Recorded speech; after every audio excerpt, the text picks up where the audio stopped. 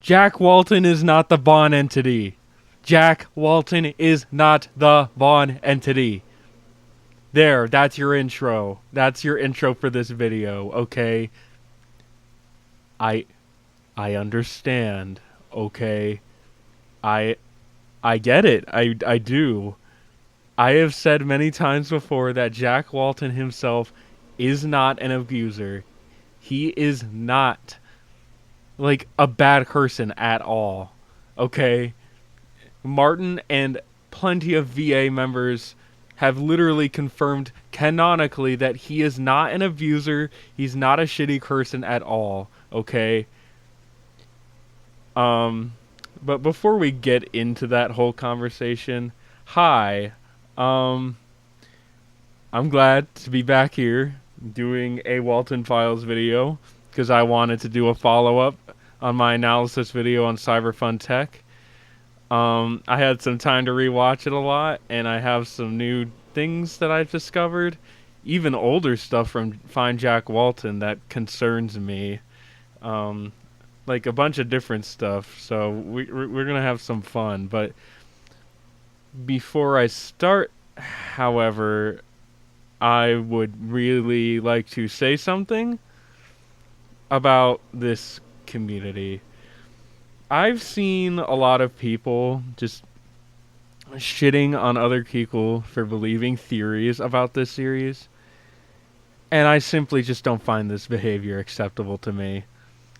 Like on Twitter, for example, I saw someone be like, if you believe that Jack Walton is associated with Bond at all, then you're a fucking idiot. Actual quote from Twitter.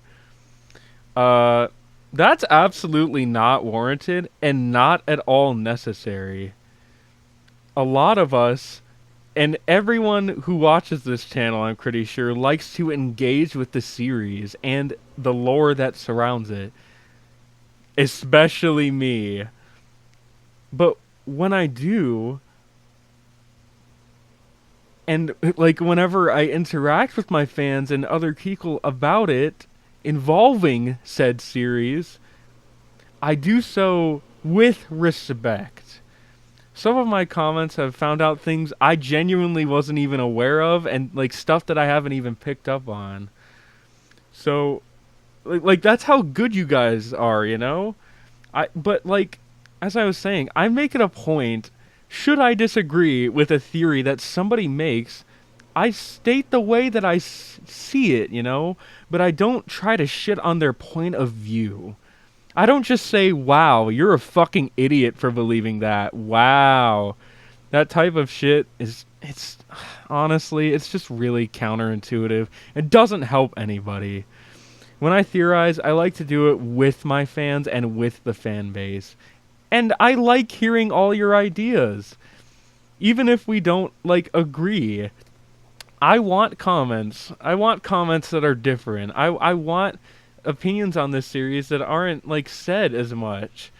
God knows it was like that for me when I was first in this fan base.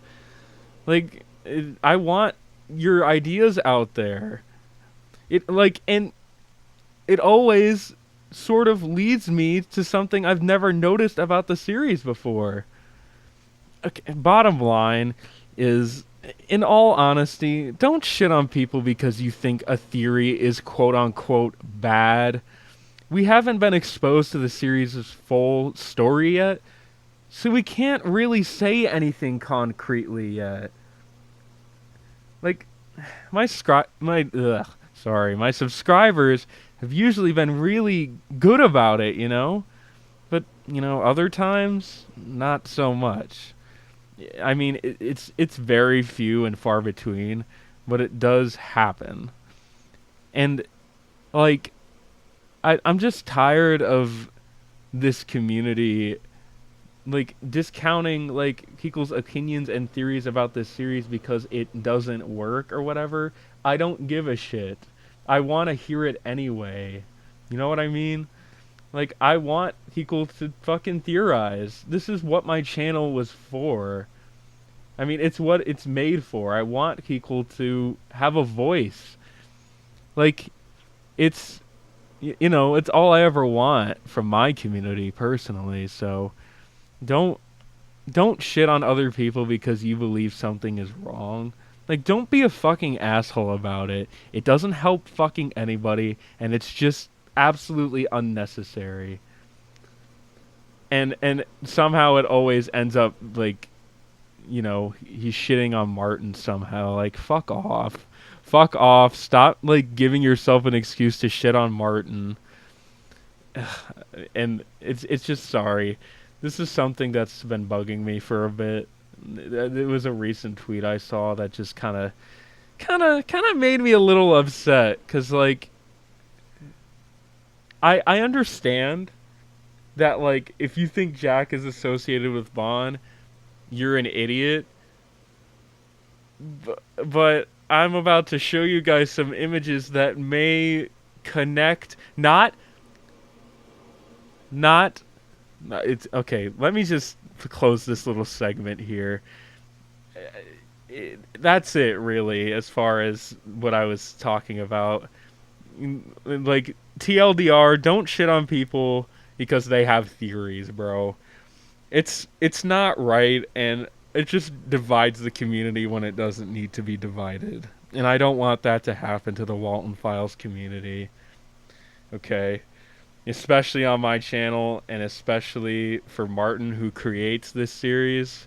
I want to look out for him. I want his community to be, you know, there for him, and not just, just being awful because you don't like someone doesn't agree with a theory that they have. Like, it's ridiculous. I'm sorry. I, that's all I have to say on the matter. Anyways, let's carry on with the video. Hi, Puppeteers here, and welcome back to. Holy shit, there's so much to talk about. Relating to my boy Jack fucking Walten, okay? Listen. Like I said during the intro of this video, Jack is not Bond the entity, and that I believe that 100%. He is not Bond, quote unquote, like lowercase Bond. I don't believe that. It doesn't fit his personality at all. Bond is a fucking murderer, sadistic man. Jack has anger issues. And bro, it doesn't the comparisons don't match up to me. They never have. Like, the reason why I kept saying, "Oh bro, he's Jack, bro," is because like this is the only person, like Bond as the entity was the only person that is confirmed in the series to be inside of Bond, or as we'll get to in a second, one of the first Kegel to be confirmed inside of Bond. Because like I said before, I believe that Bond as an entity is not an AI whatsoever. I think Bond has said to us literally in the Walten Files 4, I was scared when I ended up in Wonderland, but I learned, like, it just, I, you know what I mean, right? But there's some comparisons I want to draw between Bond the entity and Bond the entity and Jack Walten, because there's like maybe little happy little coincidences. Okay, I won't deny that, but this is like a theory channel for Walten Files right now at this point. So I want to go ahead and put it out there. I want to just say it. So here we have Jack Walten. He's blurry in this image. It's from Find Jack Walten, I believe, when the first when the first signs of the site launched. Like, this is the launch, like one of the launch images for the site. It's all blurry, but look who else is blurry. And like I said, that for sure could just be a happy coincidence. But it's just kind of weird how similar the smiles look to me. Again, I am not saying that Jack is Bond the entity. He is not this guy. I genuinely don't believe that. I don't believe that Jack Walton is this guy murdering Jack's own fucking wife. I don't believe that for a second. It just doesn't make sense. It never has. And when you stop to really think about it, everything that's happened to Jack and his reactions to it throughout this series have been absolutely justified. Felix fucking bailed on him. He asked him to do one thing, and he couldn't do it. And, like, we'll get to why. Trust me, there's a lot of stuff. There's a lot of stuff to go through. So you better believe to strap in, okay? Because we're in it, and we are gonna do it, and it's gonna be fire, okay? So let's move on. So notice something here. This image of Jack Walton specifically was from the first Walten files. It had to be re-uploaded because there was copyrighted footage for the Wandering Forest segment, I think. That's why it got taken down. I believe that's it. Correct me if I'm wrong in the comments. However, there's something interesting going on here. In the video, Jack Walton first shows up and the background is completely black, but then it fades into complete white. White background, Wonderland, the champion. You know, like, you could be in Wonderland. Like, this could be an implied thing. Because, like, this like, revamped version of Walten Files 1 was, like, released in, like, during the development of Cyberfun Tech's story, as it was, as it was going to be intended, in one part instead of 3 parts. So, he came up with the idea of Wonderland during the development of Walten Files 1 re-upload. So, I don't think it's too far-fetched to say that this is kind of a happy coincidence, because I kind of don't think it is. It's just, the way it fades to white is just... It really reminds me of the scene in Cyberfun Tech where Ed and Molly as Rocket watch Susan dying, they close their eyes, and they appear in Wonderland, and you just see white. Like, I don't know, it really reminds me of that, and it's just an ominous picture of Jack. And it's so, this has nothing to do with the video, but I just love the fact that, like, Jack in the, like, this image of Jack specifically really strikes the balance of, It strikes the balance of, like, really charming and cool picture of him to kind of creepy and unsettling. Like, Martin Walls just nails that style. Like, Jack Walton is a creepy looking dude. Like, we can't deny it, but I don't think that's his fault. I mean, he just has a goofy smile, that's it, but then it comes across as, like, creepy and stuff, which is why we're led to believe that Jack is Bond and stuff. But, bro, I want to go through and show you guys, like, after I'm done with this Jack Walton segment, I'm gonna go through every single video that has the implication that Jack is inside of Bond. And I swear to God, it's literally in almost every tape. It is literally in almost every tape. I am literally so serious right now. Okay? Let's move on, okay? That segment with the Wonderland Jack kind of went on a lot longer than I expected, but yeah, sorry about that. So again, I'm just going to put it out there. This could be a coincidence, but I highly doubt it at this point. I think Martin has been very clear on his imagery. Once again, this picture of Jack is in a white background, and he's upside down, which is a very weird thing.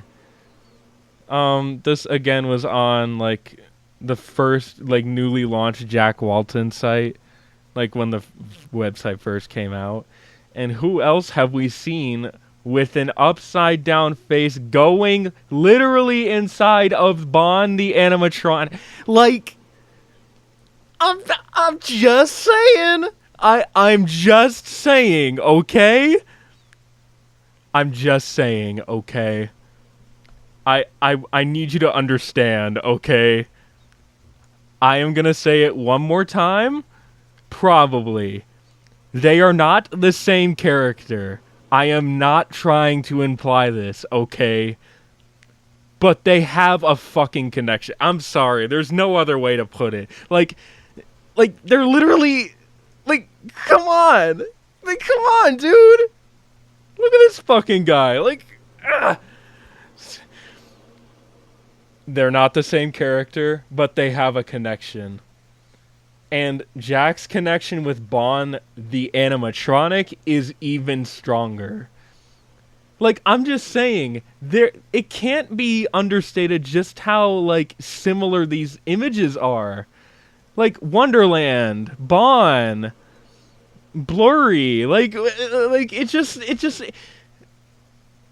I understand where everyone is coming from when they say Jack isn't Bond the entity, and I agree. But they are connected in some way.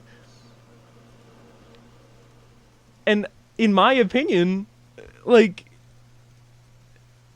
there must be Jack must be inside of Bond somewhere.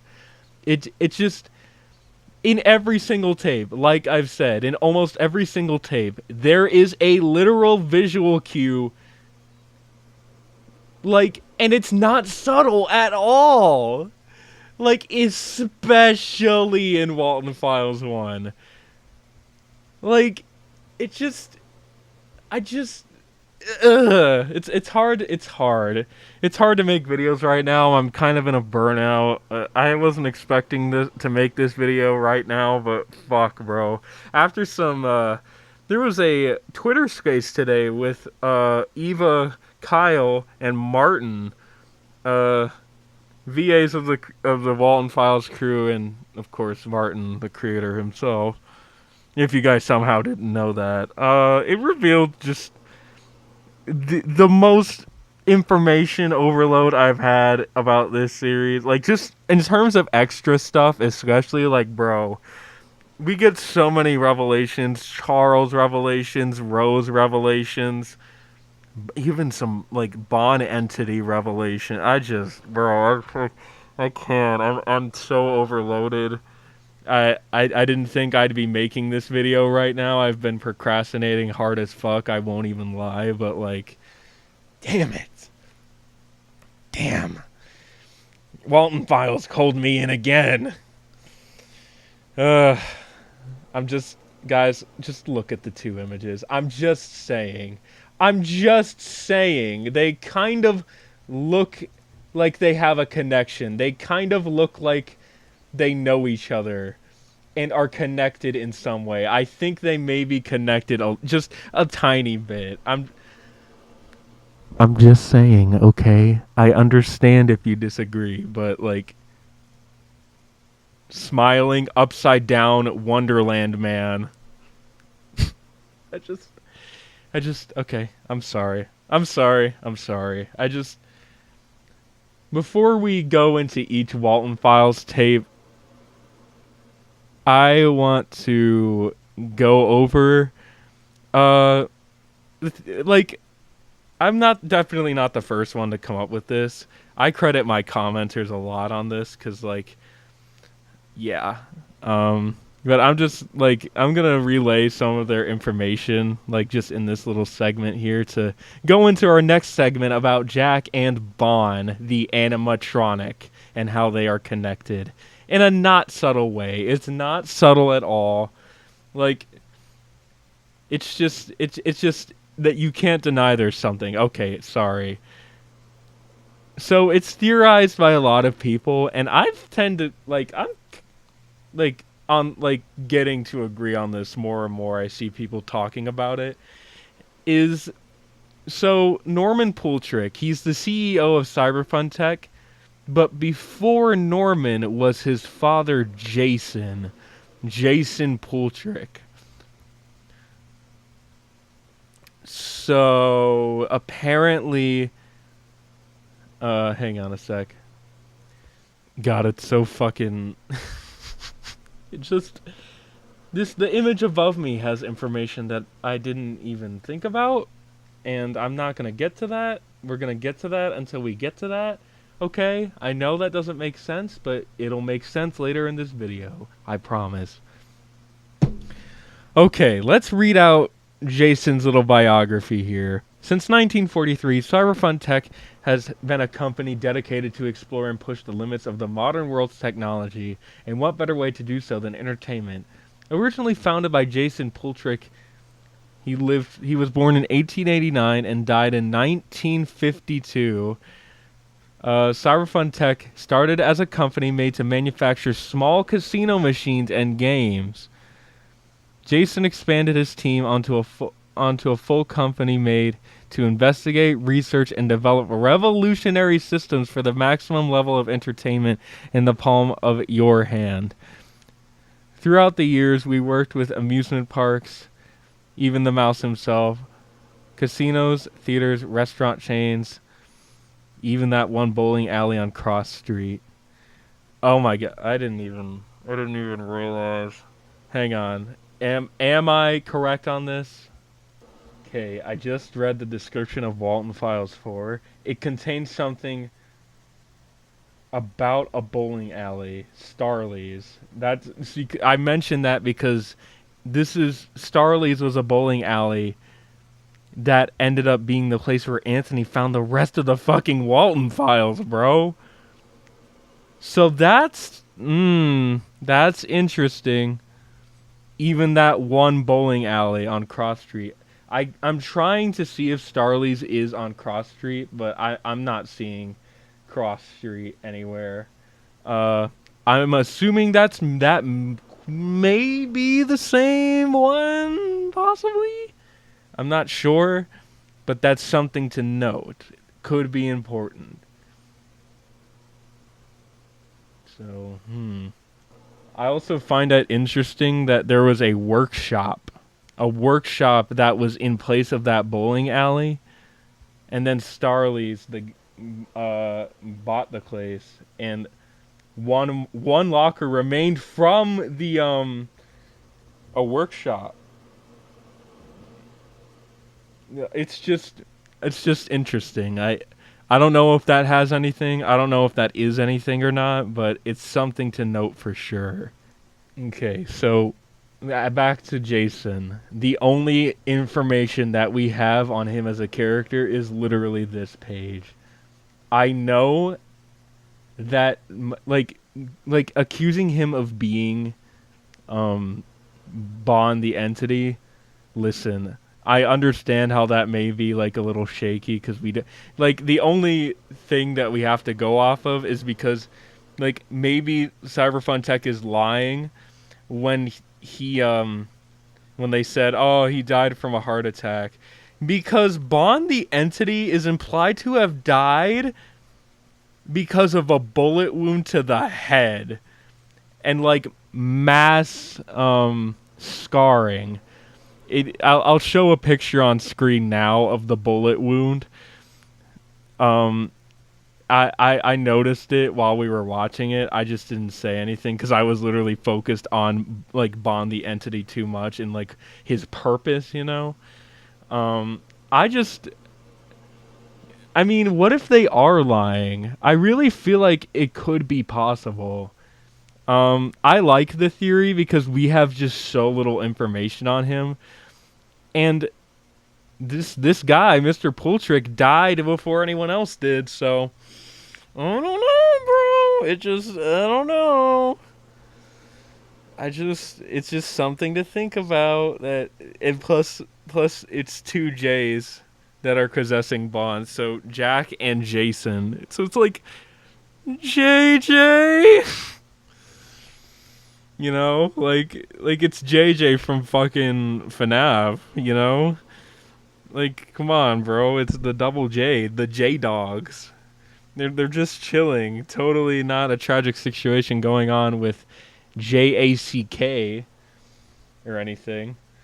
Um, so, oh god, no spoilers for the next segment of this video. Moving on. So do you guys remember this? I freaked out about the whistling. I would like to point something out. Listen to the whistling of this image. So just give it a listen.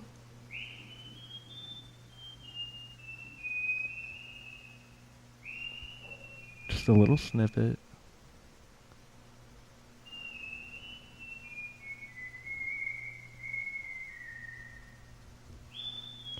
And then we go into the Walten Files 4, and what do we hear coming from Bond? Like, what is the first thing he does on screen in this entire series?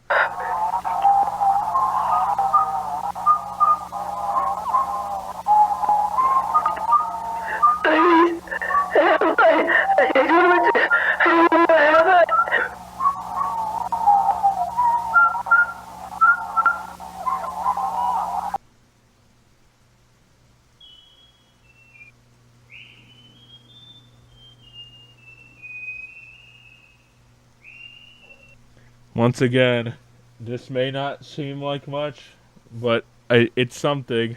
It looks a lot like Bond, like with the white face, I suppose. And this was on the investigation 01 page from the Jack Walton site. God, it feels kind of nostalgic going back here, I'm not going to lie. So let's shift gears here. Let's shift our focus a little bit, shall we? So this little image right here, let's read it out together, shall we? Under construction, due to recent projects, all Cyberfund tech workshops and services will be unavailable for this new year. We decided to put all of our focus on a brand new project coming your way. For more information, apply for work or any collaboration ideas for the distant future, you can still reach us by letter or call us on, and the number isn't shown. See you in 82, the current timeline. And then we get 3 initials. I don't remember specifically if I pointed out just specifically if Chris was here, but Chris is on this fucking shit, bro. As like, so here's what I'm saying. Here's what I'm laying out. These are signatures from like the major players of BSI and Cyberpunk Tech in the current timeline of 1982. Why is Chris's name there? Chris Easterday. Chris got fucking promoted, guys. Chris got fucking promoted. And we're gonna come back to Chris. Cause what Martin actually says with his voice about Chris is it just concerns me a little bit. I'm just afraid of what is going to happen with Chris. It scares me a little bit. I want Chris to be a good guy. And I still think he's going to be a good guy. But Martin needs to stop trolling. Eva, you little fuck, you need to stop trolling too. I'm getting ahead of myself. I'm sorry. You'll see why I said that. I mean no offense to anybody. I'm playing along with the game that you guys are putting down, okay? We all are. All right? I'm trying to make sense of it all. I really am. It's so hard, but yeah, Chris's name is on here as if he's like a really big part of BSI, which is interesting. Oh, and I found an image on WaltonFilesArchives.com that actually sheds some light on some hidden signatures. So we actually get like a Charles Brooks signature right here. Um, so that's a little interesting. Um, so this was before the reveal of his last name. So we had. I didn't even. I guess I realized. I'm not sure. Okay, so I just double checked my own video that I did about this page specifically, and I don't mention the only thing I mention is that Jason Pultrick's son is not mentioned by name here, and I double checked this page, and that's true. We get NP, but not actual Norman Pultrick. I don't believe. So we didn't know Norman's name at the time, and we didn't know Chris's last name, I believe, at the time either. So it's it's like figureheads of like the collab going on between Cyberfun Tech and BSI, bro. Like, and Chris Easterday's name is on that paper as if he's like with Felix as the new like co-founder. Like Felix is the founder and then Chris is the new co-founder or something. Like, what's going on? Is like Chris just the employee? No. No, he's not. I don't believe he is. Okay, I'm just gonna move on. So we get some new signatures here. Like I said, Charles Brook. We didn't get his last name reveal. Um, we didn't. I didn't even go over the fact that fucking there were more initials here. Like, just it's like they were. Oh, I get it. Like if it was like written with pencil, it's like they're being erased. They're being erased. It's like they were never there, guys. Fuck them, right? There's Ed Walton, Molly Walton, probably Sophie or Susan Woodings because Sophie Walton, Susan Woodings are the same initial. I'm not sure. I think it's Susan Woodings purely because they're talking about the victims. And Jack Walton is there. Like it's the most pronounced among the um the erased ones. Like Ed, Molly, Charles, Susan, and Rose. Um like they were all victims and Jack was potentially a victim too, which is why he's the more prominent one even though like he's still erased. So if we're talking about like if I believe Jack Walton is alive or dead, I think Jack is dead, guys. I'm sorry. Like it could just be like, oh, he's like we don't have to worry about him anymore. Oh man, I'm so glad I just remembered this. But I had an idea the other day that like Jack was given the same pills that Sophie was, and he fucking forgot everything and was put in like a nursing home somewhere. Bro. Oh my god, my mind is dark and screwed up, bro. Why did I do that to my brain? Why did I think that? Like if we're going with the alive angle, that would be the fucking worst thing ever. That would be the worst thing ever. And like it's like the most like substantial dosage of the pills that Sophie and presumably fucking William slash Ronnie from Felix Complex K9. I mean, it's not confirmed if Ronnie ever took pills. He just had amnesia like Sophie did. That's very similar in a lot of ways, but also different in a lot of ways too. It's the same type of like you know what I'm talking about. I just could you imagine though if Felix didn't have the heart to kill Jack, even though Jack wants to kill him for what he not only what he lied about and what he didn't tell Jack, but like wanting to actually kill him and Felix has to defend himself. What if like he injures Jack in some way through Bond? Like cuz I think in my opinion I think it's confirmed at this point. Felix is the Shadow Man, so he sees Bond do shit to his victims. And Jack was the first one, son. Not Susan, it was Jack. I think that's what's going on here, personally.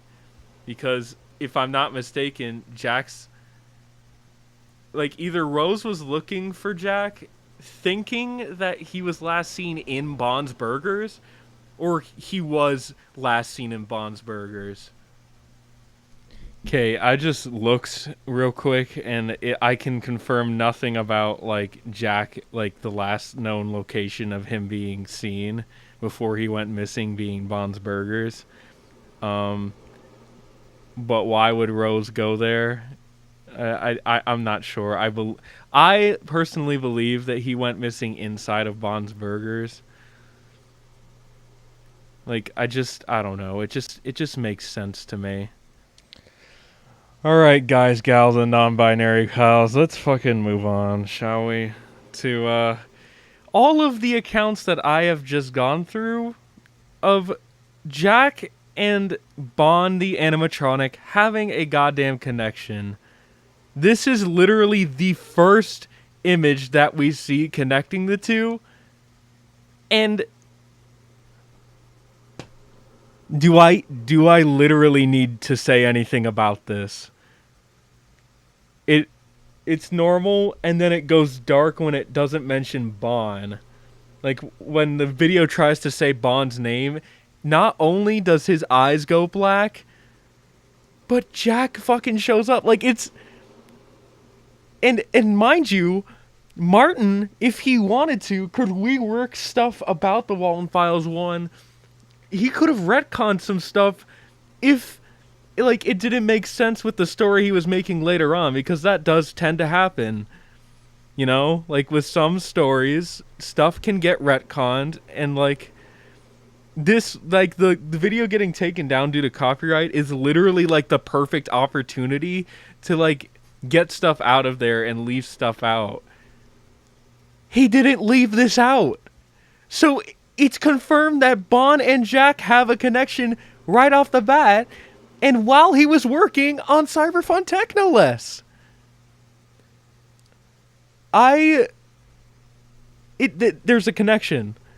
Just as simple as that. Just right off the bat. This is literally the first image, and it is the most unsubtle thing that there is about this series. I'm not even gonna lie. And this is also in the video too. Walten Files 1. This is Bond's hand holding a picture of like a Jack book or a brick about Jack or something like that. I forget. I forget the specifics of what Bond. But it was like it's his fucked up arms and his fucked up legs, little Bond. And that correlates with Jack. And this. They're trying to watch the movie. And it says, "Let me out of here." And guess who's right next to the fucking TV? And then Sophie's kills are right there, bro. They have a connection. It's so strong. It's so strong from the first video, guys. It's from the first video. I'm telling you, they have a connection. It's so not subtle. Let's move on to Walten Files 2. Now, I want to go a little bit deeper into this part because a lot of really vigilant commenters of mine have made it a point to talk about it, but people have theorized that Jack shows up in this little mini-game right here, and it is him. I mean, just look at the hair. But, like, Jack feels like a passenger to Bond. Like, the Bond that's in the animatronic. So, there's Jason... I'm not going to call him Jason because we don't know who he is yet. There's Bond the entity, and then there's Jack. They're both inside of Bond. And Jack, the only thing he can do is look through a fucking mirror. He has no control over his new body because Bond, the entity, got to use this body first. So it's sort of like a fucked up version of Ed and Molly. Because presumably Ed and Molly haunt Rocket together to make him move and do shit, and also presumably take turns. They work as a team. You know what I mean? Like it's a joint effort to haunt Rocket. But with Jack and Bond, no. Bond the entity will not let Jack drive at all. The only thing he can do is cry And I will get to that later. You fucking trust me on that, guys. I will get to that. All the scenes where it's a very specific circumstance where Bond starts crying black tears, bro. And I think you can see where I'm going with this. So he's in the passenger seat, presumably in this little mini game here. Again, this is probably just over analytical stuff, but it's something to know, and a lot of people have said it, and now I've said the same thing. Um, like, he's a passenger and nothing more. He cannot drive, you know? It's just, he's just there, and he's witnessing it all, and can't do anything about it. And you know what? I know we have experienced a lot of tragedy, and I'm not going to lie to you guys. We're going to experience some more with the Twitter space that went on today. Because, yeah, I'll get to that when I get to that. I want to remain focused on the task at hand, that what I'm trying to accomplish here. I like to think, even though we know Susan and the rest of the people who got murdered, like Charles and Rose, they're all going to be fucked up looking in a lot of ways. Rose is going to be the most fucked up, like dismembered. Like every limb is dismembered. I still believe that. But even though they'll be in Wonderland, so Susan's new form in Lacrimosa, it appears like she can go towards Wonderland, but Bond stopped her at the last second. Like, so Susan's new body, like her Wonderland spirit form, like her spirit form isn't her body anymore because she's inside Banny. So what we know through post extensive object possession, whatever your body was before, if you inhabit another body that's like metal or whatever, it can be plastic, metal, whatever, something that is without life and human shaped, it, like, this, your spirit form will try to like morph itself with the metal to make it look more like your past self and your normal human body. And that, I think, was exactly what's going on with the Wonderland Susan in Lacrimosa. Like, because Banny is the new body, her post-extensive object possession not only applies physically, but spiritually too. I truly believe that. It makes too much sense. That's why Rose looks so humanoid in Walten Files 3 and every other installment we see her in, where she's dying or getting fucked up by something or another. It makes too much sense, you know? But anyways, I'm getting off topic again. Like I've said, like I was saying, if Jack can access Wonderland but cannot drive, please, Martin, I'm begging you. I know Rose is probably going to access Wonderland. And there must be some way to get past Bond in that fucking secret room, because Susan was trying to get to that Wonderland door, but it's like she was stopped by Bond. Like, so even if they're in this new body, they can go to Wonderland again if they somehow get past Bond. And if they can, Jack, Rose, Ed, and Molly can reunite in Wonderland. It's something that can happen. I would like it to happen. Martin, for the love of God, bro, please. Like, I know canon is canon, and people die, and that can't be stopped, okay? I understand that. I really do. But if you're going to make everyone die, at least have them be together in Wonderland. Like, if Sophie finds a way to stop Vaughn, because Eva confirmed on Discord, I think it was Eva, that the living can access Wonderland too. And I think Sophie is the fucking chosen one, bro. She's got to be the key. Jack Walten here looming over my shoulder being like, my daughter is not your key. I maybe not, okay, but it's just a nice thought. If it's possible that if they could get past Bond, the entity, like, because that was him at the end of Lacrimosa, like at the very last like frame there in his Bond suit. Um, hang on a second. Sorry. Anyways, yeah, sorry. I just wanted to put that out there that there could, like, even through the tragedy, they can find peace within each other. Like Ed, Molly, Rose, and Jack could all be together again, and it could be possible.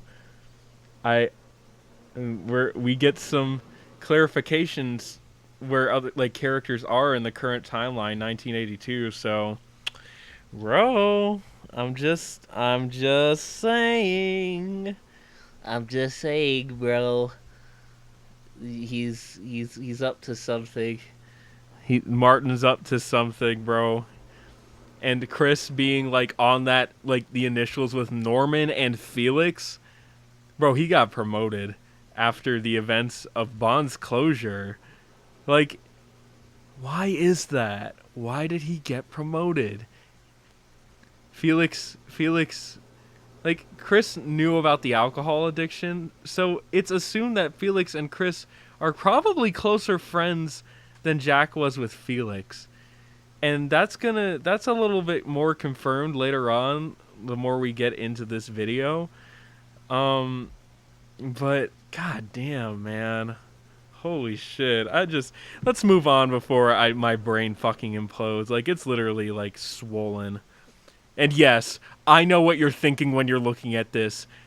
Really, puppeteers? You're really going to use the fucking goofy ass Jack Walton in Bond's backpack image as proof that Jack Walton is inside of Bond along with the entity?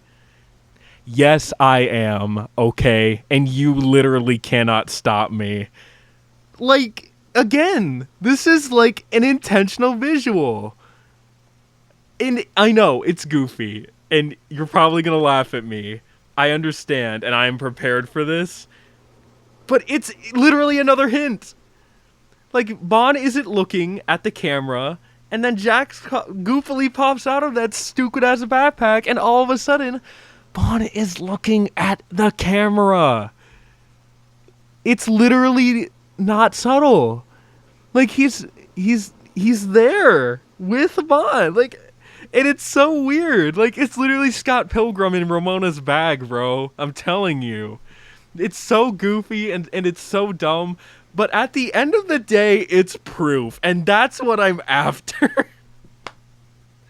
I never thought I'd be here justifying this scene existing. But it exists for a fucking reason. And that's to confirm that Jack and Bond have a connection.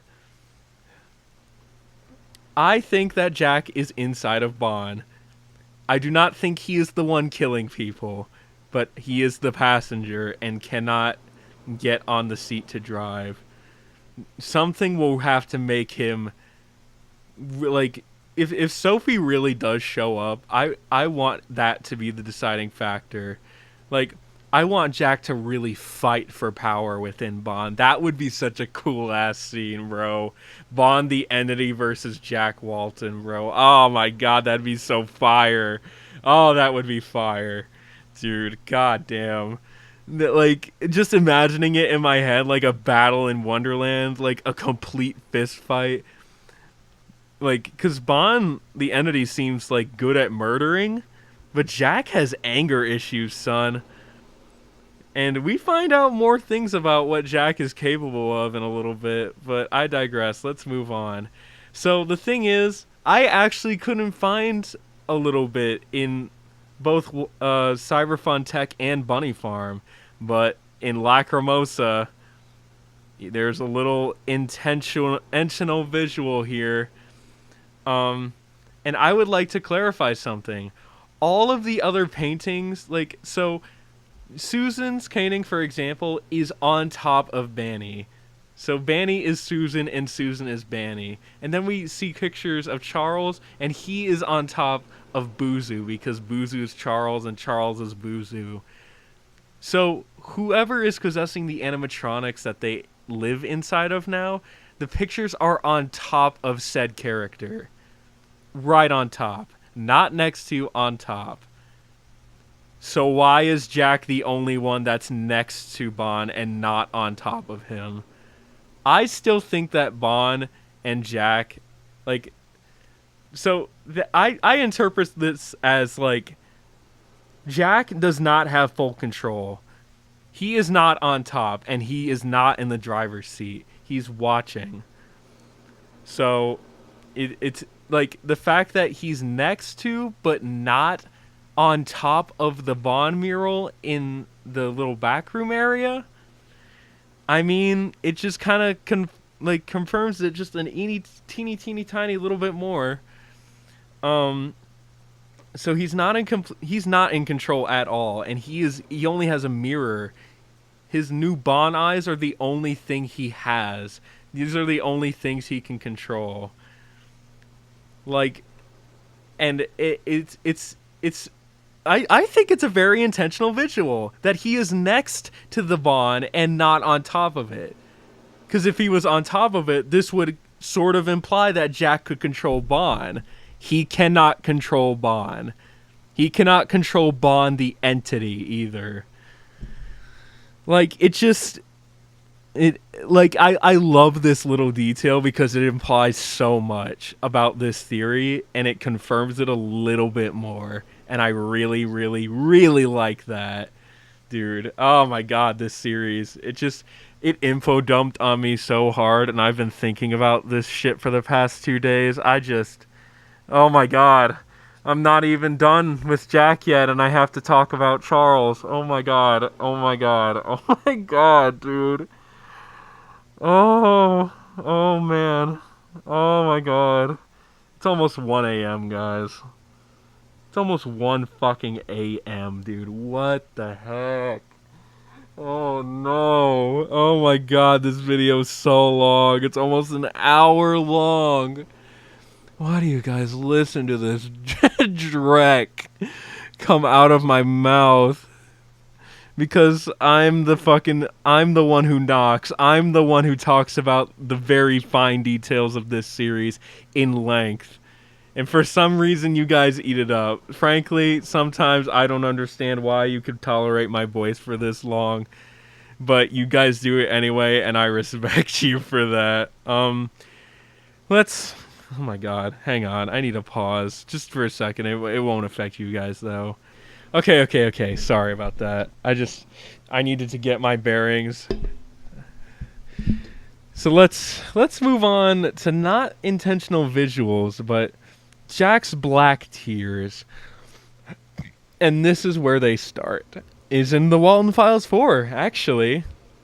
So Bond is squeaky clean here. He doesn't have any dirt on him. Things were off about him, as Susan said in Bunny Farm, however. But he doesn't have any dirt on him. He has no blood. And this is the scene where he just now starts strangling Susan and, like, about to break her neck. He has no dirt on him, yet black ooze is coming out of his eyes. I do not think this is a coincidence. And when he's done, like, from the same eye, by the way, it oozes that black ooze, even when Bond is dirtied up.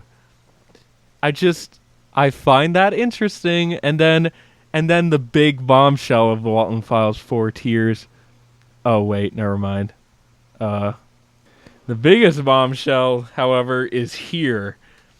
This is out of his left eye, and he's making Susan beautiful right now as Ed and Molly watches, traumatized more than they already have, and they're fucking dead. But no, that's not the point here. The point here is there's some red tint inside of Bond's eye that could just be lighting, that could just be extra detail for the sake of it. But, dude, he's crying black tears. Like, it's as if someone is in the passenger seat as Bond the entity is doing this to Susan and is horrified, does not want this to happen. and doesn't like, because Jack and Susan, I feel, were friends. Like, he wouldn't have wanted this. And you know what else he wouldn't have wanted? To kill Brian. And yes, I know. Listen, I'm gonna spoil something a little bit for you guys. I think Brian has officially become the laughingstock of Walten Files. I gotta be honest, and this is like, oh, this is all confirmed facts and shit. Like, he's a MILF hunter now, and like, I can't get into it without going through the space stuff. And luckily, I found a thread. I will credit whoever, like, made that thread, because they took the time to compile all this together. So I'm gonna link their Twitter in the description below. I will give full credit to the thread that they made. Bro, like, Brian is just such a joke. Like, and even Martin was like, "Yeah, we all know and love Brian, guys." And I'm like, dude, I get it's supposed to be funny, like the stuff that we're gonna discover about Brian. It has nothing. I mean, it ties. Oh my god, it ties into the story. But I don't like, it's just all of a sudden Martin is like, "Yep, this happened with Brian and Rose," and I'm like, "What are you talking about, dude?" But when Jack was killing Brian, he cried black tears, and as we'll soon discover, Jack doesn't really have a great reason to like Brian. So, but even he feels bad about this, and like I've said, so JackWalten.com has clarified that Jack Walton's eye color is black, and Bond's eyes here are green, and that's probably because he was just starting out. But here, dude, his eyes are completely black, and maybe it's just because of the analog horror. Maybe it's like creepy eye for the sake of creepy eye, but Jack's eyes are black after all. I just don't think it's a coincidence. Martin had every opportunity to retcon this moment after he released the Jack Walten website. So, I'm going to leave that up to you, okay? Let's move on to this. Once again, when fucking Bond. When Bond the entity is murdering Rose, disassembling her, removing limbs from her body, and putting her inside of Shaw, there's Jack standing there with black eyes and black tears. And who else had black tears? No. And who else had black eyes? The very first fucking instance of Jack having a connection with Bond. I'm just saying they may be connected. I don't know, bro.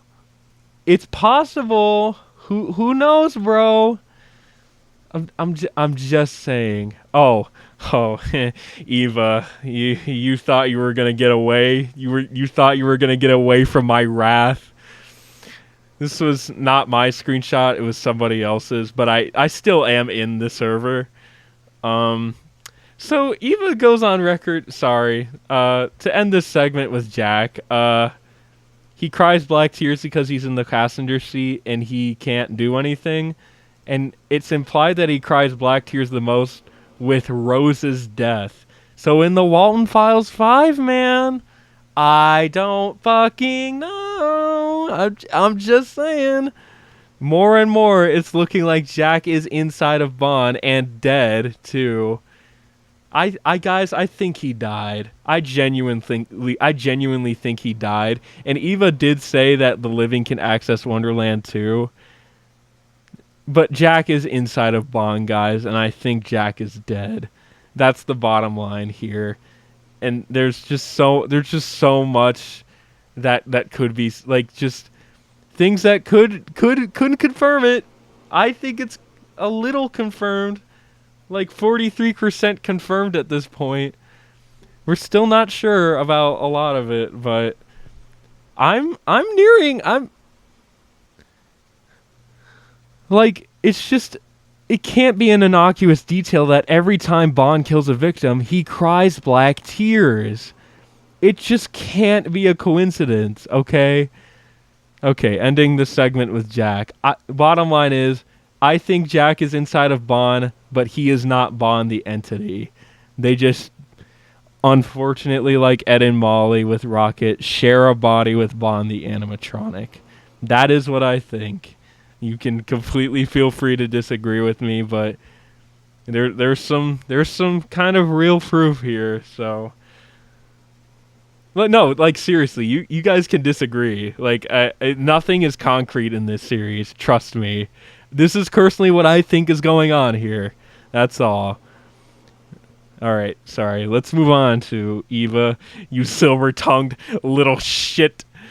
Sorry. I'm I'm not actually shitting on Eva here. It's just the trolling is maddening. She goes, I'm gonna be so for real with you guys. I completely made Rory up. There is no fucking Rory in the Walten files. There's never been a Rory. I hate you so much. I looked for minutes on the last Felix Complex K9 video trying to figure out who the fuck that was, because I saw someone be like, oh, he's from Felix Complex K9, but I think the person who said that got mixed up with Ronnie and Rory. I'm not sure what happened there, but I looked, and I looked through the Walten Files Discord messages, and I searched up keyword Rory, and I couldn't find anything. The only mention of Rory was from Eva. So, it's a troll. Thank you so much for that, Eva. You sure do like trolling. Oh my god. I need a minute. Oh my god.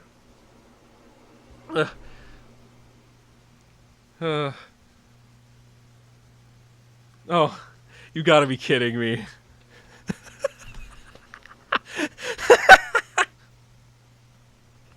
You can't be serious right now. No, please. Please tell me you're lying to me. Please tell me you're lying. I can't. I cannot do this. I cannot do this right now. Oh my god. Stop it, please. Please don't do this.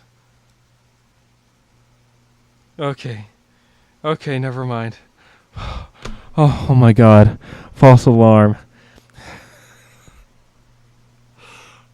I got a comment just now that said Martin uploaded a Walten Files 5 teaser, but that's a teaser from it's a promo for Faces of Grief, Walten Files 5, and that came out 4 days ago. And just now this person commented on like the fact that like the teaser came out. I thought there was another one, and I genuinely was like, I was going to shit out a cock, bro. Like,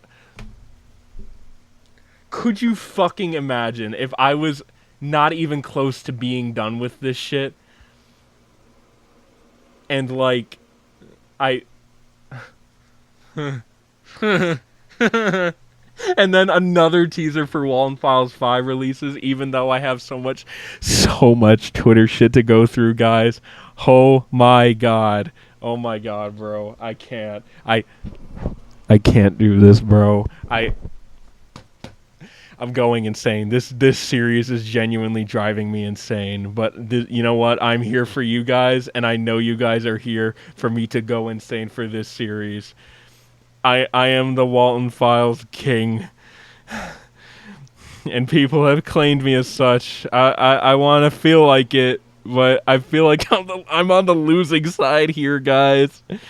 Like. Oh god, I feel like I'm on the losing side because there's just so much information that was confirmed, and I can't. Okay. So yeah, there's no Rory. There was never a Rory. Let's move on to Charles, actually, Because, holy shit, there was just so much I missed about him. Alright, I'm going to use my own thumbnail art here for a placeholder image as I discuss Charles, because this is the topic of conversation. I'm going to spoil it again. Martin goes over the fact that Kyle and himself accidentally revealed recently on like a recent Twitter space, not today's Twitter space, but like a recenter one. More recent one, sorry. It's fucking incorrect grammar, Jesus Christ.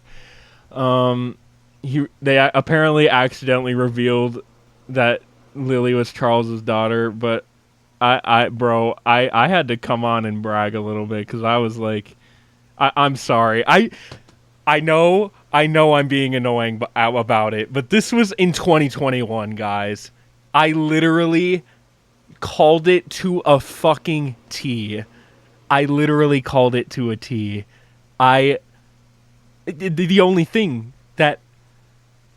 context that Lily was Charles's daughter was the fact that Charles was murdered and put in Debuzu, and Lily's birthday was an outlier among the naming scheme of all the mini games in Bunny Farm. That's literally it. We did not know who Lily was, or if she was even a character. She could have just been there for the sake of a name, or like it's just a random child, bro. Like, no. Like, it didn't make sense to me. That's why I was able to figure it out, you know? But I just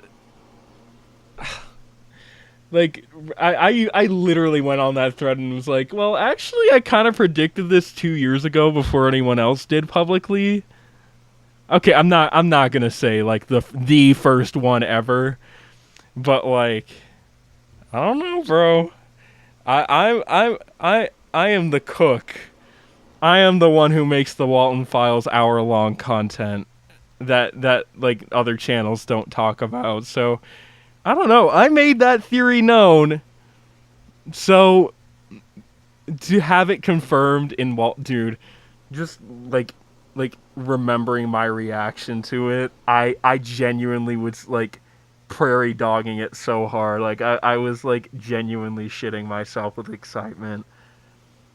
Like I remembered it again today and started busting out laughing because of the thread today. Like they were both like, yeah, we accidentally revealed that Charles was Lily's daughter in a recent thread, and I was like, well, I reviewed it 2 years ago, bro. It's just awesome. It's just I just love being a part of this community, and this like, bro, it makes me so excited to get so hyped up about it.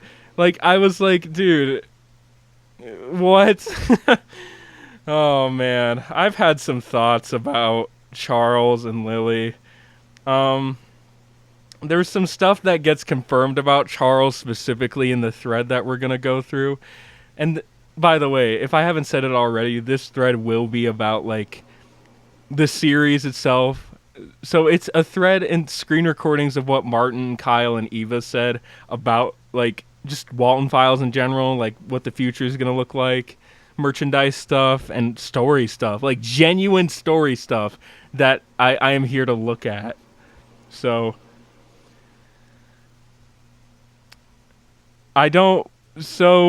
we don't know what his death is going to look like, and I'm gonna spoil like just this tiny tidbit from like the space that they did. Apparently none of us have guessed correctly how he dies. And okay, I have to talk about this because like how else was I gonna think? But like apparently like Charles doesn't die the day of Lily's birthday party. And he's like, considering what actually happens, it's funny to think about. I'm like, what does that mean? What do you mean? We'll get to all that stuff, though. I just want to talk about Charles and the fact that bro, I was wrong. In Lacrimosa, the voice we hear, I thought, like in the original analysis video that I did for Walten Files 4, I thought, I was like, oh, Norman pulled up looking for Susan, like, on the call. No, that was Charles. And it's confirmed so because Kyle's name was Charles Brook. Like, in the credits for the voices, Charles Brook. and Kyle were there as the only voices. So that was Charles on the phone. Which, dude, like he was looking for his friend and he called in sick on the day that Susan died. Which makes sense because in Bunny Farm, if you remember, like, Susan was the only one to close. And I thought, like, wow, wait, why isn't Charles there at all? That's a little weird. But it's because Charles called in sick, which, thank you for explaining that, Martin. I really appreciate that. But oh my god, in the relationship that they share in Walten Files 4 it's genuinely one of the most painful things ever. Me and a lot of people knew that, like, these relationships, like Charles and Susan were gonna, like, be friends. I didn't know they were, like, tight like that though. Like, bro, like they're talking about, like, secrets like true besties would. Like, they're such besties. I love the fact that they're besties. And the fact that, like, Charles is so sad and worried that Susan gone missing, like, dude, and the Susan's dead.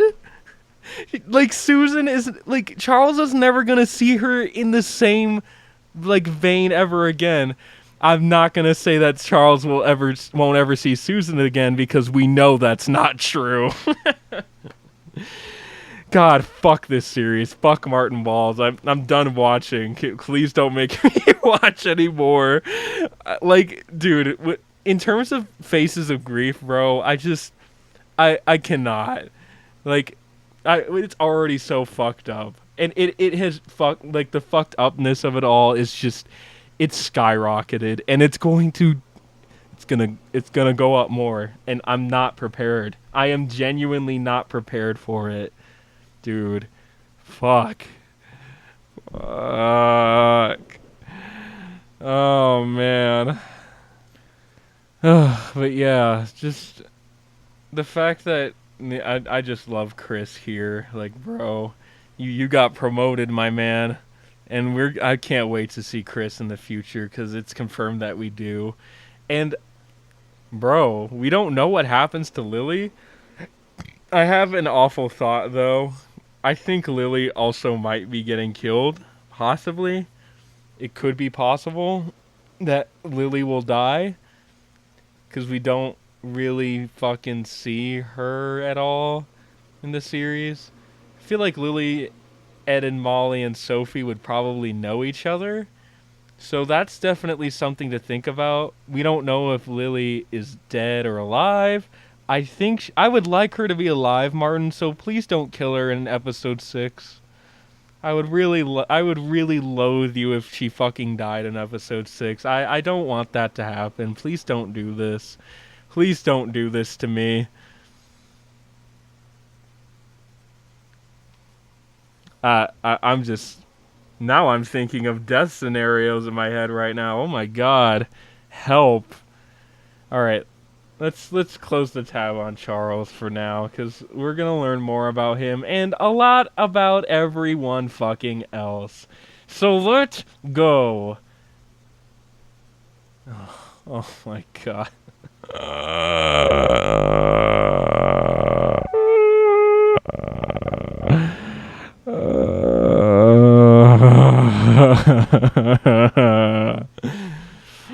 Crying and shitting right now, dude. No.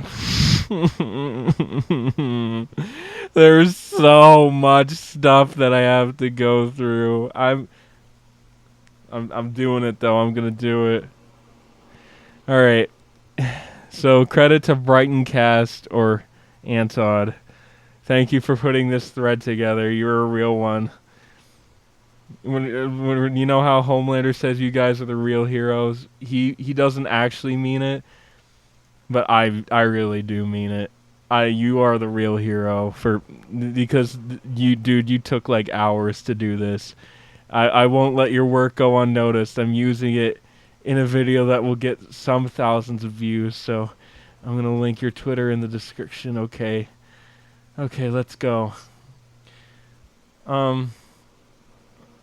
God, let's fucking pause everything. Why don't we? Martin mentions a thing he's really excited about. This could be referring to the Showstoppers show. and we're gonna get to it. So let's listen to what he has to say. I'm still so blown away by the thing I mentioned to the both of you yesterday. Mhm. The Oh, what? right, right. Oh my god, it's it's so cool. The Thing. The thing, 1982. The Oh my god. Oh, I think I know what you're saying. Yes. Yeah, yeah, you know what you're saying. You're really excited for Yeah. So yeah, and we're gonna get into the Showstopper show. Because wow, bro, I can't believe it. So here's another one. Martin and Kyle accidentally revealed that Lily was Charles's daughter. Everyone knew that beforehand. Martin also mentioned that nobody expects, like, guessed or expected what happens to Charles, and nobody has come close to guessing. Martin finds it funny that people think Charles dies on Lily's B-Day. So shit, sorry. Let's listen to what he has to say about that it is specific. now revealed that Lily is Charles' daughter, Lily Brooke. Right. And oh my god, it was so hard for Kyle and me, specifically for me, to keep that a secret. And I remember all the times we accidentally fucking revealed it on space, but nobody noticed it, and it was so But funny. then I noticed 2 years ago, bro, and I didn't have space. I don't use this website that one much. person caught on, and then that just kind of I noticed that slowly spread, and I was just like, we're so lucky that it's so close to release. I theorized about it and I was correct. Does that count? Yeah, I'm and sorry. people are saying he dies on Lily's birthday, and I find that really funny because knowing what happens to this character, I Bro. don't think they can guess. I don't think they can guess. I don't think they've come close Fuck to off, guessing you exactly what Lily happened. is actually You stupid piece of shit. Don't do this to me. Don't. So it's implied that Charles dies in a maze or something. It's what we see in Bunny Farm. It's very vague. It doesn't really make a whole lot of sense. That is what we have to go off of.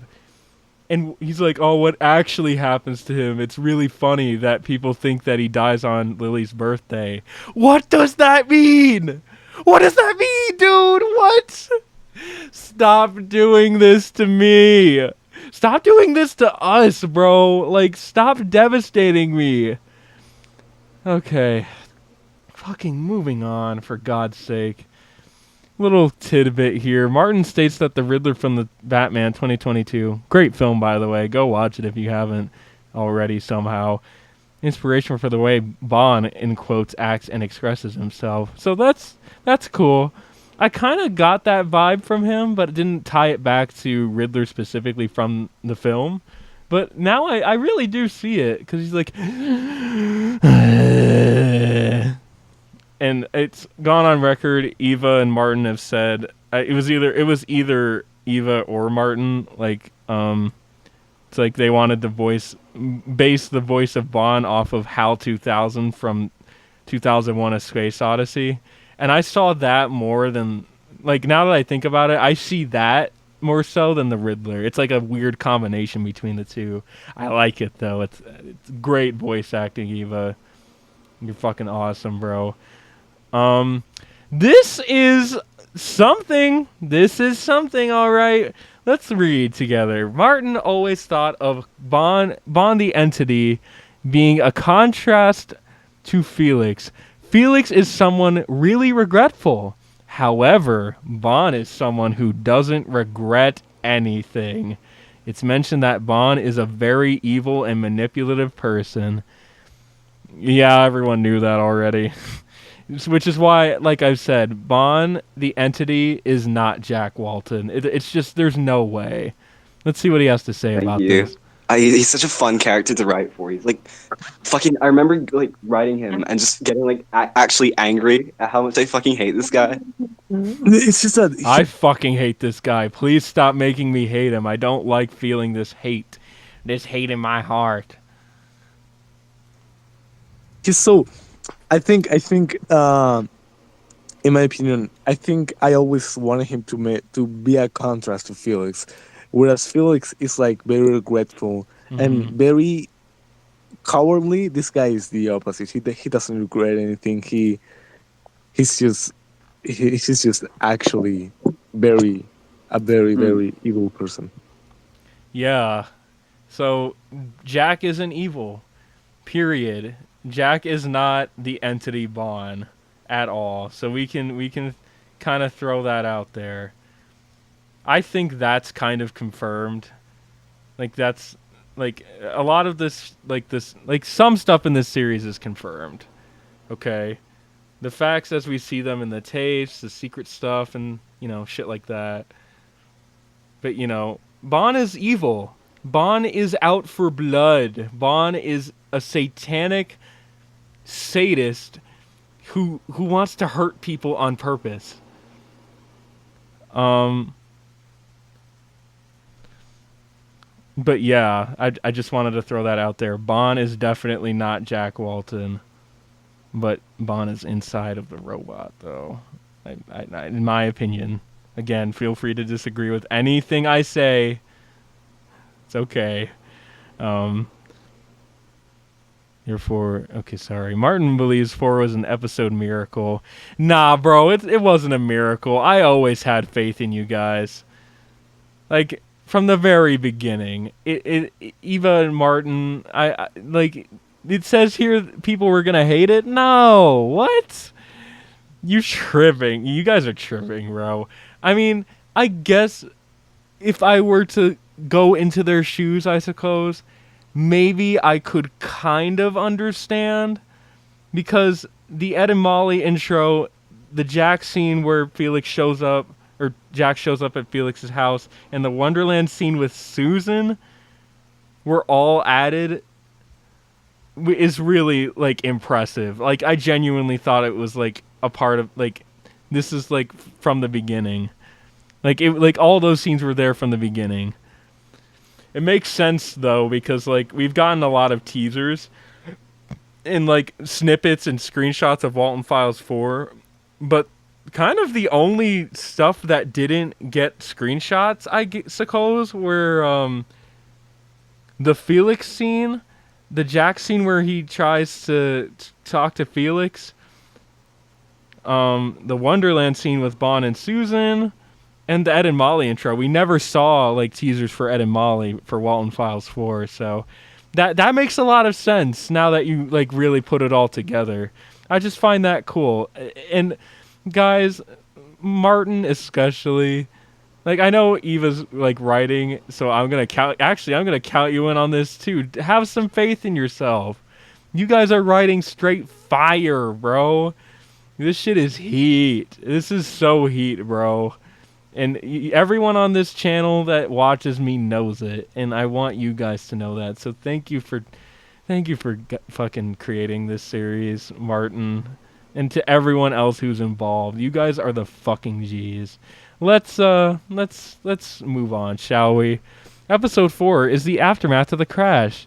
The characters' reactions to the crash. Episode 5 will be a slice of life episode, not in a wholesome way. Episode 6 will be a nightmare and a turning point. A traumatic event to many characters and a breaking point to one specifically. Felix. Felix! It's gonna be Felix! Felix is gonna snap! Oh shit, bro. Please don't do this. Felix is gonna just... Well, Martin Walls did say he's already cowardly, and maybe that's true. I mean, he does retain his cowardness in the 1982 timeline, like during the relocation project and stuff. I think the relocation project stuff was 1975. So some tapes created during Walton Files 2 say 1978. So the Susan Banny stuff in Walton Files 2, that was a 1978 like scene. So that's interesting. But like when like Chris and Felix were shipping off the animatronics to K9, apparently that was 1975 because It says 1975 on the truck, so I can only assume that that's what it is. Um, but yeah, um, in the current timeline, Felix, Felix, 1982.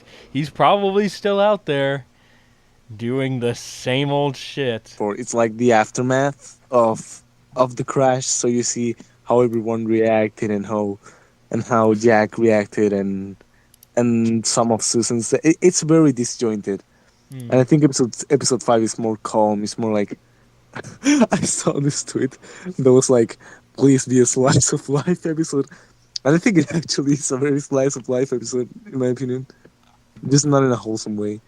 And then episode, Or I in a remember good way. talking about this with Eva. Episode 6 is a fucking nightmare. It's like, to me, it's like the It is. turning point. It's just such a. I feel like it's such a traumatic event for these characters. I think it's the turning point for one specific character. Hmm.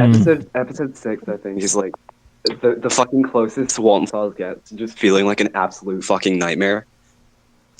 Yeah, Bro. I think it's so funny because I think when people listen to it, they're gonna think there's gonna be like, oh my god, there's gonna be so many scary faces and thing, and we don't mean it like that. We mean like an actual nightmare. Like it feels so chaotic and so like this shouldn't be happening. It's like It Hmm. feels, it's it like feels a little more like generally, a horror movie kind of, I'd say, rather than just like yeah, it's like everything I that could go wrong goes it's wrong, and it's so funny. It's so funny. I'm done with this man. I'm done with this man. I am. This is an interesting one. Apparently, Bond mentions Felix a lot, and Martin loves the emphasis Bond gives when saying his name. Eva wrote a monologue for 6 that elevates the episode, wraps up everything together, and is the cherry on top. This Felix. monologue is most likely for Bond. Felix. And, I can I say I love how Bond says Felix?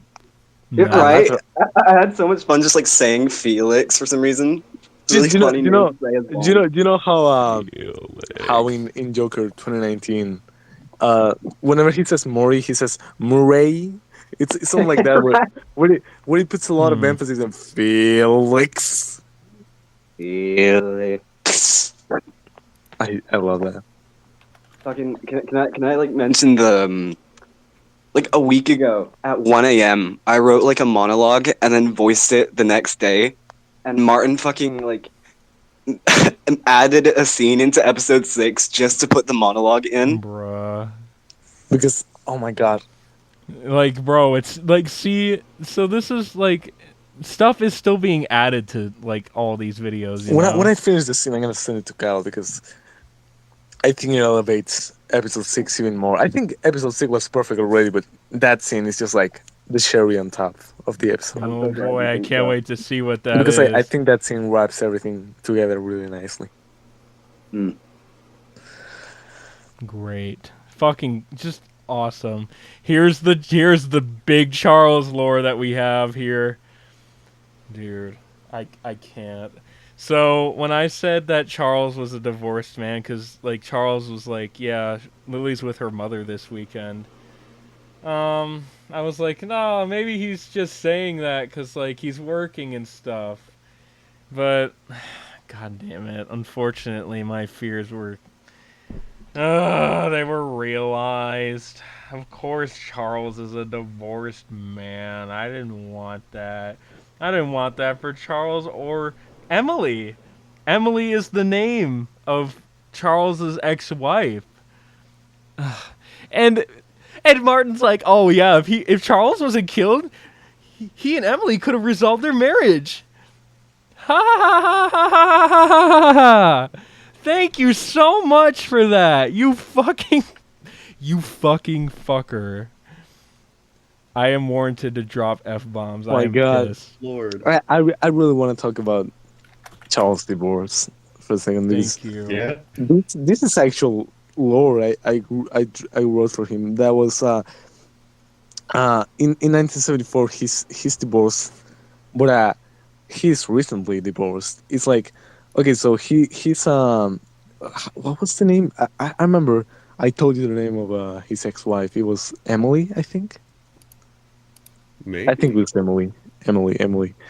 And they both get divorced like a few months before everything goes down, Mm. and it's very recent. And I think Mm. it's. I think if Charles didn't go missing, I think they would have resolved it because we see a small bit of him talking to Emily in one episode, and it's very clear that Charles does love that person. It's just that it, it hasn't worked out the I way. I hate you so much, Martin Walls. Why do you make me this way? Why do you make the fans this way? Why are you like this? Why do you just like the fact that their marriage could have been resolved if he hadn't went missing? That was literally out of his control. Like sure he might have like been fearful for like what he was getting into. Yeah, sure. Like Susan goes missing inside Bonds? Like maybe Charles discovers that and wants to find her. But like, dude, that what like him getting killed was not his fault. He didn't want this. And like, come on, bro, really? Oh man, it just makes it all so fucked up and cruel. I just why did they do this to my boy? Dude, like I'm not I even though there was like so little information on him, Charles is literally my favorite human from the Walton Files. There, like I've said before in many other videos, and there are so many videos that I've said this, but I'll fuck it, I'll do it again. The mysteriousness to him was very appealing to me, and his stupid ass haircut, like especially in his real life image, just it's just like what the hell is that, you know? And a lot of people echoed the same opinion, and they're warranted to do that because like, bro, what the fuck is that? But like, I don't know, like when he's drawn like what is displayed in this like video tweet here, like it's the Charles teaser that we've seen from Martin, bro. I don't know. I think it could be pulled off. I like that hairstyle. It looks good. I like the way that it looks. It's just I don't know. And also, this has nothing to do with the lore or anything, but I found it really smart and kind of creepy too how Martin doesn't animate mouths in the Walton Files anymore, or he never really has. He doesn't animate lips or mouths, but he was probably like, how can I like make a change that would make sense? Answer is to fucking just take away their mouths.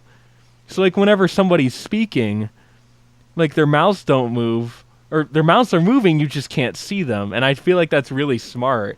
And I like just all of the shots in Walton Files 4 that like accentuate that. Like every single character who talks, Ed and Molly, Jack, fucking Charles, in this image, and Susan too, and Felix, all of them have like shadows over their mouths, and that's like a cool artistic detail and a really great way to be like, I don't want to animate mouths, so this is the solution, and I like that solution. I kudos to you, man, for creating like an artistic way around animating mouths. I think it's actually really clever and smart. So, yeah, God, we love you, Martin Walls. But I also kind of fucking hate you. Okay, I'm not gonna lie to you. Like, the Charles lore was really like a bombshell. Like, holy shit. And the ex-wife name. Holy fuck. But this is like, what? And it's, I don't know. It's just kind of like jarring to me that this is like what this is now. Okay, let me elaborate. It says Felix and Jax's friendship is more of a quote business friendship than a friendship.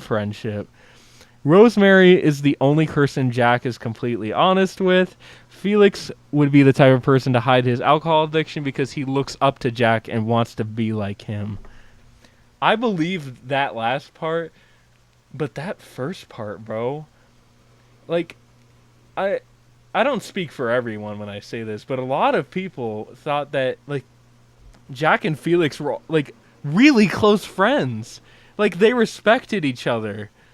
Like, cause they met in college and wanted and like had a dream to open like a children's entertainment like place and like have cool robots and stuff. And I thought that was like an idea among friends.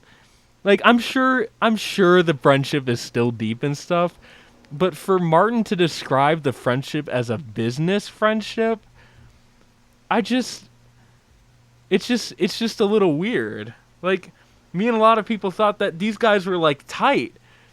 Like bro, it's Uncle Felix. Like Ed and Molly call him Uncle Felix. I thought they were brother-in-laws practically. Like I imagine Linda, Rose, Felix, and Jack would all like go on double dates together and shit. I don't know. It's a headcanon, but like I thought they were like really, really, really tight, but apparently they're not. And I don't know, that saddens me a little bit. Like I feel like this is my opinion. It's again, feel free to disagree with me, but like it makes it more tragic to me personally for them to be like the best of friends brothers, and for like Felix to break all this trust. It just makes it all the more tragic and fucked up. Like Jack didn't want to like lash out at Felix, and Felix never wanted the accident to happen, you know? So it's just the fact that, okay, let's see what Martin has to say about it. Like, Brighton Cast here is paraphrasing what Martin is saying, and I believe everything that's being paraphrased. 'Cause, it's taken directly from the fucking video. I don't have to tell you guys that, but I just wanted to I clarify. think the difference Anyway, between the friendship in with Felix and Jack and the friendship with Charles Dessa is Felix and Jack. To me, I've always wrote them as people that seem very friendly and social, but are actually very isolated people in their own way. So Jack, I think okay, I believe that. I feel like Felix and Jack are kind of introverts. I like that idea. That makes a lot of sense. But like Ed and Molly call him Uncle Felix, or at least Molly does. Like I just, I don't know. I'm gonna keep the going. only person Sorry. Jack is completely and entirely honest with is Rosemary. That's the only person that knows Jack very well. Okay. I mean, I understand that. That makes a lot of sense. And But Felix is just like someone that doesn't, because people wonder like, oh, how could Jack not know about Felix's addiction if they've been friends for years? And I think Felix would definitely be the type of person that would try his hardest to hide it from Jack, because I think the difference between Jack and Felix and Cisner and Rose is that Jack Felix looks up to Jack. To me, Felix sees Jack as this person that he would love to be. So even if there's like some love, there's some like some affection, there's also a lot of envy that Felix is trying his best to be on this person's good side, so he would not tell Jack about this. That's really Walten good. Fire. yeah, see, I believe that too. Like that's cool that we're getting like, so Felix sees Jack as like someone he wants to be, like a good honest worker, reserved, like, but nice, like, he's got a nice wife. He's like social when he needs to be. I'm not saying that he enjoys it, but Jack is social and nice when he needs to be. He is one of the bosses of this place after all. And I don't know, bro. It's just, sorry, I seem disappointed. I'm a tiny bit disappointed that their friendship doesn't run deeper. But I understand why it is this way. It makes sense for sure. I just like to think that like Felix and Jack were like tight as bros, and like the Felix's alcohol addiction was like the one thing that Jack wouldn't like wouldn't want like Felix wouldn't want Jack to know about it, because like he wouldn't know what to like he fears what Jack would think of him. Like, hey, I'm addicted to alcohol, and his worst fear would be, I don't like you anymore. My family has had a bad addiction to alcohol on both sides, on both me and Rose's sides. We're gonna get some Rose lore too, and based on what I said, that might be true. So Who knows, man? Oh my god.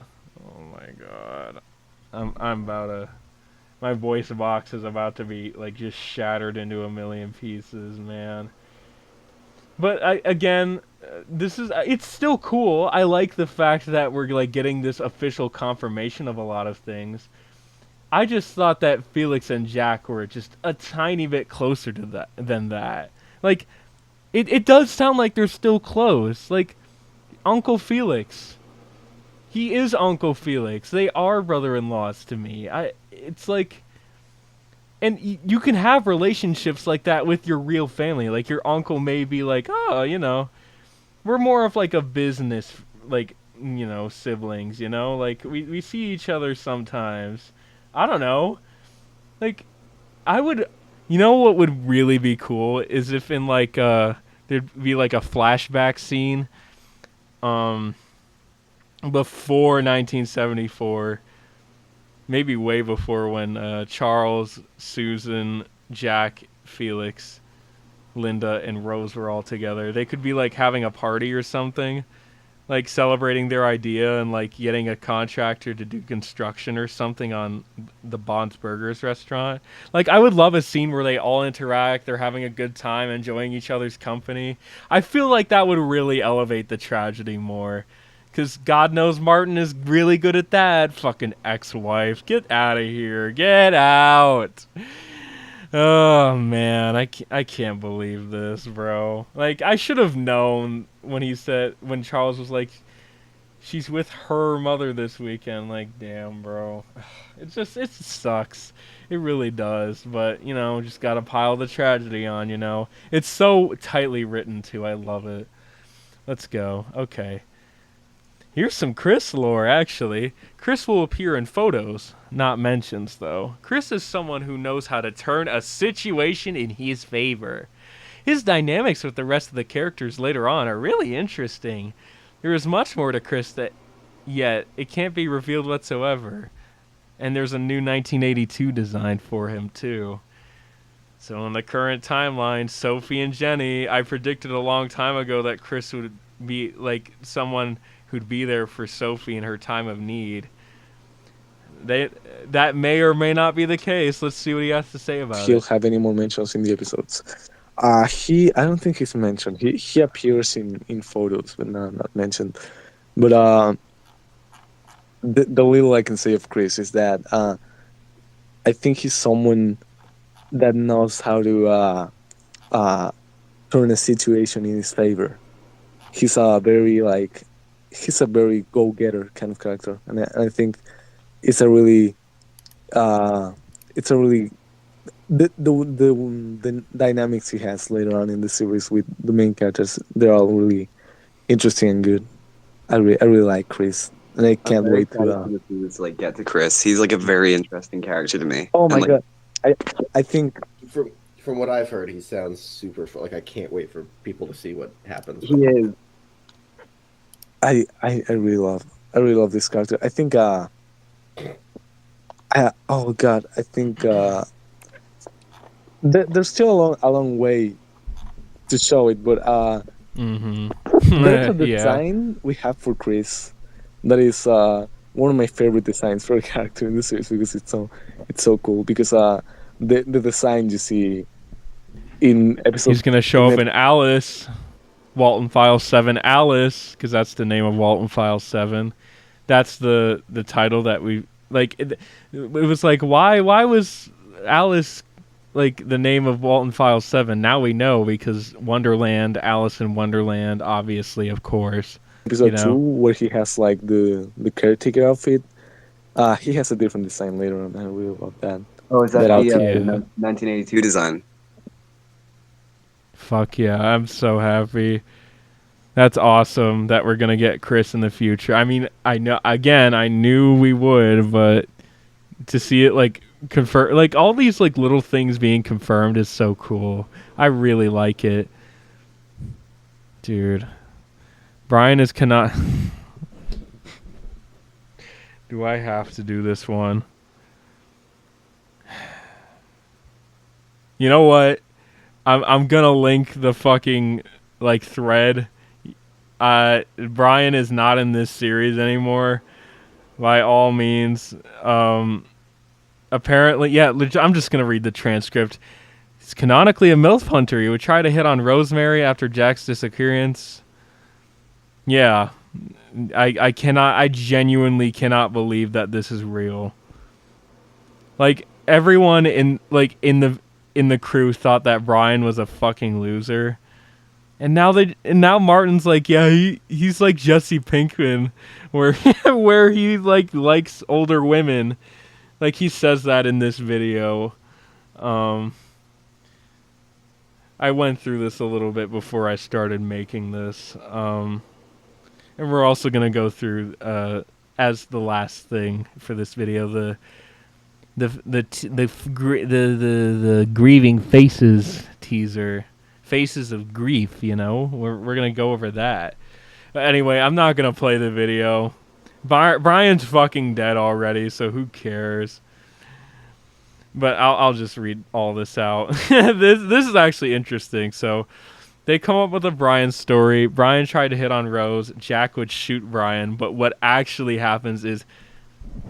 Here, let me take off my pop filter for this one. Volume warning. Jack Walten owns a gun. Okay, pop filter back on.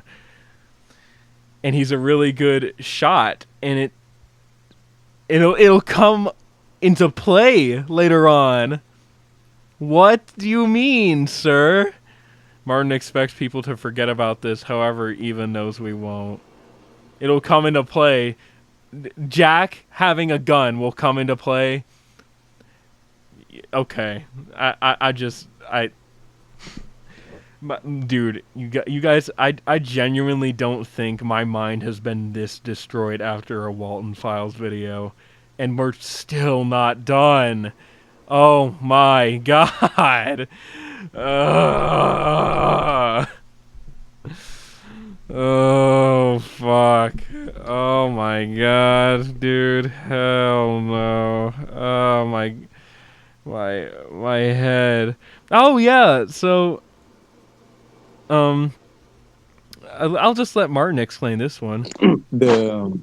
We were approached by like the company that made the Barrington VHS series, and the company that made the Barrington VHS tape, like turned the series into an actual VHS, and they wanted to make like a version of that with the Walton Files 1 to 6, and that is impossible because there's a lot of copyright in those stuff.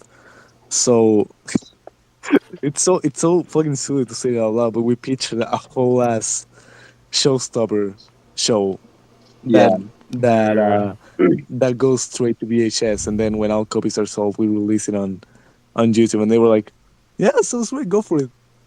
So, I'm so Bro. excited. so there's gonna be an actual fucking showstopper animated show. That's so. I mean, it's not like animated. It's in the styles of the plush videos, but it's still Yeah. I love so it. fucking exciting to make because I really want to make it like It's Always Sunny. Yeah. I fucking Yeah, I like so in the style of Bunny Farm cutscenes, in the style of the plush animated videos, they're gonna make a show, and once those VHS tapes are released for the show, it'll be sold out, and then it'll be released on YouTube. What? Say what? Say what? That's fucking awesome. I am like, oh my god, Martin, buddy, you have a lot to work on. I missed if like he's gonna be working on it, right? Like he's the one doing it. It's in the styles of the plush videos, but it's still yeah. so fucking exciting to make because He's so excited to make it. Is what I heard. I think that's what he said. But dude, that's awesome. I think we're almost done with this thread, and then we have one more thing. Okay. The Showstopper show will release on YouTube after all the copies of the VHS are sold. The Showstopper show will have 10 episodes with an 11-minute duration each. So that's fun. I won't play this one because I think the paraphrase stuff up here is enough information. Um, but that's so fucking cool. I really, really love this. The fact that this is happening, I just, that's amazing. Oh, and here's the Rose lore, bitches. And this is the last thing we got here. So let's go over this. Rose's sister is named Laura Peony, because Rose's middle name is Peony, so I figured she may have had some siblings. I thought Charles was Rose's brother or something like that. We didn't know Charles's last name. It's okay. Um, she was supposed to appear on season 1, however, she'll appear in season 2 now. Rosemary doesn't really like her family, like her side of the family, not the one she has with Jack. That would be counterintuitive to what we are going to see in Faces of Grief. So, yeah. She doesn't speak to her sister nor mother. Never a troublemaker. Let's hear Martin like this explain. one. I'm gonna die someone. Where is Rosemary's sister? Sibling? I forgot. It's a sister. It's uh Laura. Laura Peony. Laura. Laura. Yes, Laura. she will appear. She was intended to appear in season 1, but now she appears in season 2.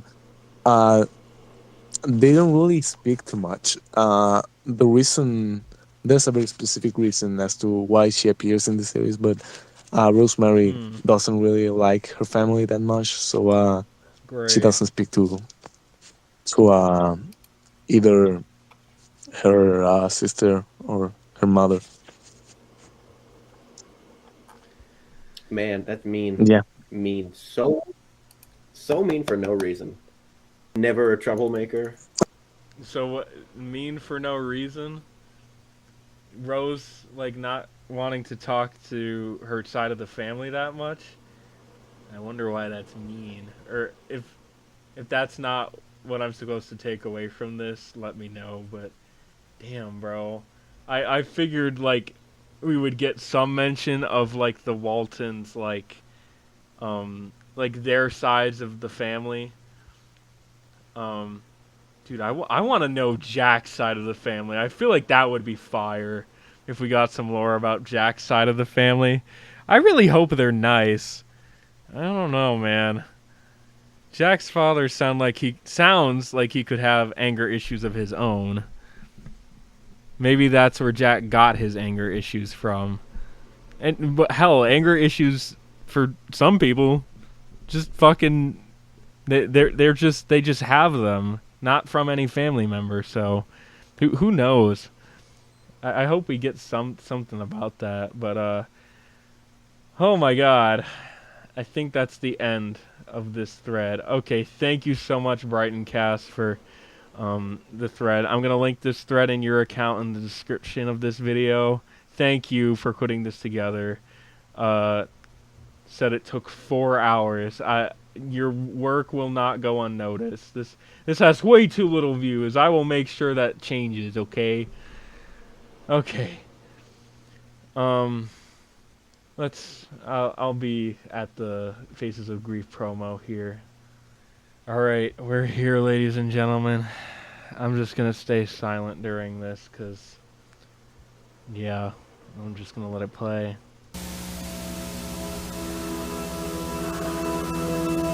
Rosemary, we have to be strong for us and for Sophie. Ha ha ha ha. You From the stupid. filming studio magic of Illinois, Chicago, it's Wonderland! Starring Maria Isadora, Stephen Salvatore, Ivy Neal, and Greg the Dog as the McKinnis family. Yeah, police sirens at the building. So, yeah. So that's Jack telling Rose that we have to be strong even though 2 of their children are dead. Sophie's siblings are dead. I have a theory about Sophie, but I'll save it for another video. I can't take much more. So video's pretty self-explanatory. I think they might be in Sophie's room in this little teaser here. Look at all these fucking photos on the walls, man. Just all the little details, like the whole family here. It's just, all of it's just so fucked. It's all so fucked up, bro. I can't, dude. Oh, man. Holy shit. So I'm sure Jack is like so close to falling apart right now. I really hope we get a scene where he cries, because I don't think we'll get a lot of scenes where Jack is vulnerable, you know? Like, because it's, like Martin said, under no certain terms, that Rose is the only person that Jack can be absolutely 100% honest around, you know?